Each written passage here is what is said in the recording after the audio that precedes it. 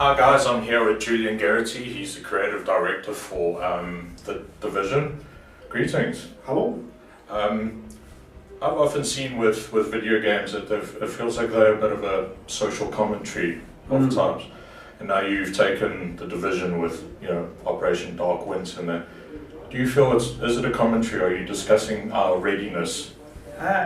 Absolutely. I think that's part and parcel of Tom Clancy and the realism, the credibility behind Tom Clancy. So Dark Winter, for those that don't know, is an operation that was done by the US government in 2001, this was before September 11th, to determine how ready the US was for a chemical terrorist attack or the spread of a virus, something like that.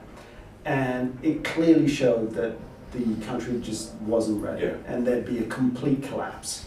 A collapse of, those essential institutions that we rely on that we don't notice, police forces, fire, medical facilities, all of that gone. Impossible to deal with what they simulated. Civil disobedience and massive casualties around the country.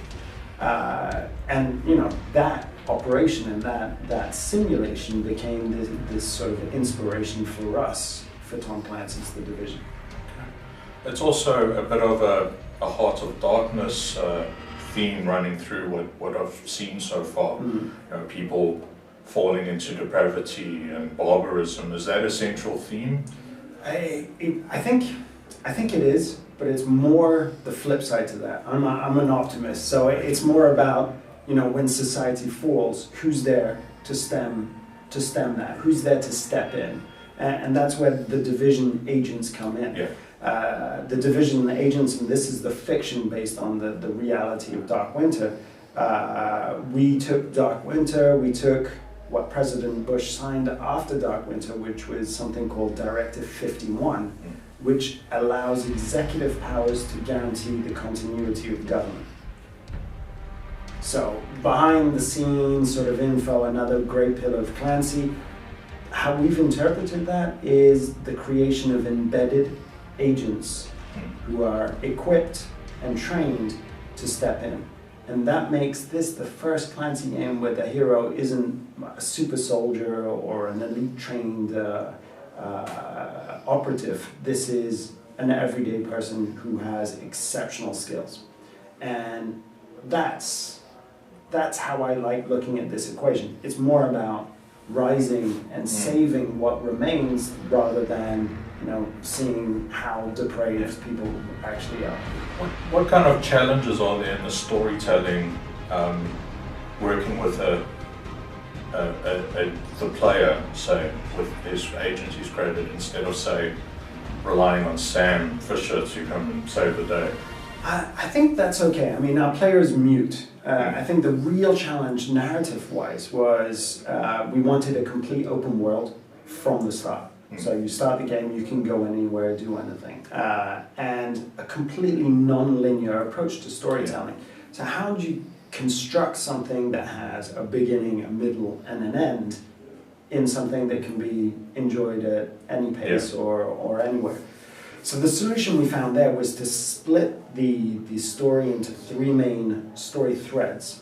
And every mission that you do will correspond to one of those story threads. And every mission that you do will give you one piece of the puzzle.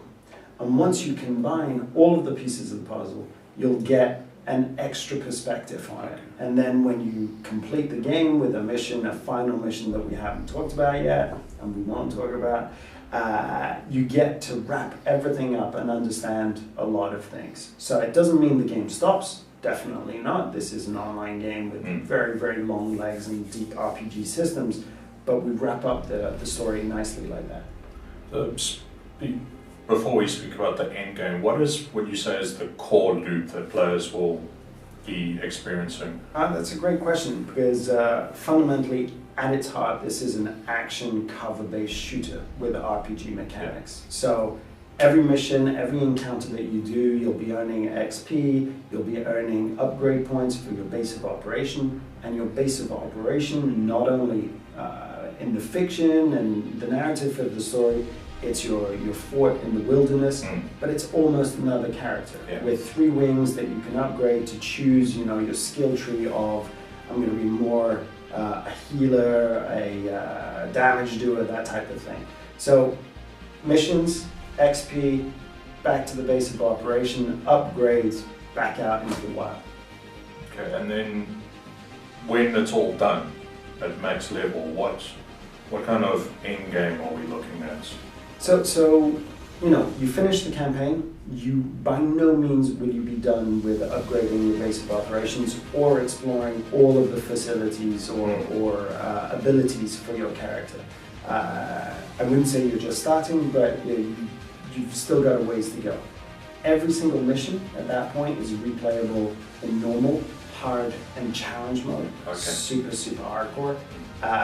You can play all of these missions either by yourself or with up to 3 teammates, so a fighter team of 4 maximum, and that changes the game dramatically. There's also the Dark Zone, which is this strip in the middle of Manhattan, which is PvP enabled, which I guess we're going to talk about in a little bit. So there's a lot of things to do there. There's also, you know, this is a live game, so we'll be supporting it post-launch with free updates and DLC, of course. Cool. And the Dark Zone feels a bit like a social experiment, doesn't it? You can go in and be friendly or not, kind of thing. Absolutely. I mean, for us it was important not to do a classic sort of PvP area, but we still wanted the possibility of doing that. We thought this is going to be so much more interesting if it's super tense, it's super claustrophobic, it's super dark zone, you know. You see the naming there. Nobody said we weren't creative. And every step you take, you're kind of wondering, okay, what's my best call here? I've got this level, I've got this equipment, I've got some equipment that I've looted, I need to extract it. Wait a minute, there's another guy. He's got a yellow bag.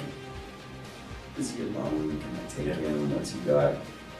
He's alone. Right? Let's go up. And what we found is that, and it's super hard to show that in a press event or at E3 where people just want the action and they've got 15 minutes to play. But what we found with the alpha that we just did, this closed alpha that we did, was that people were really attached to their character and didn't want to, you know, necessarily go all guns blazing because, you know, they've just been playing the sheriff of New York for the last 20 hours. They're going in and they're saying, okay, you know what, I'm going to continue that role. So rogue agents, these agents that have fired upon other agents, they were hunted down immediately. It was super cool to see. I can imagine that's the kind of thing that will extend out of the game, you know, into forums and things like, these were these rogue agents and be careful of these people, almost like notorious outlaws. Let's hope. Let's hope that there's this wanted board that, you know, cheesy 1, 2, 3 is being wanted for multiple agent slayings. That's great. Julian, thank you very much for your time. Thank you. And I'm really looking forward to the game. Me too. Bye-bye.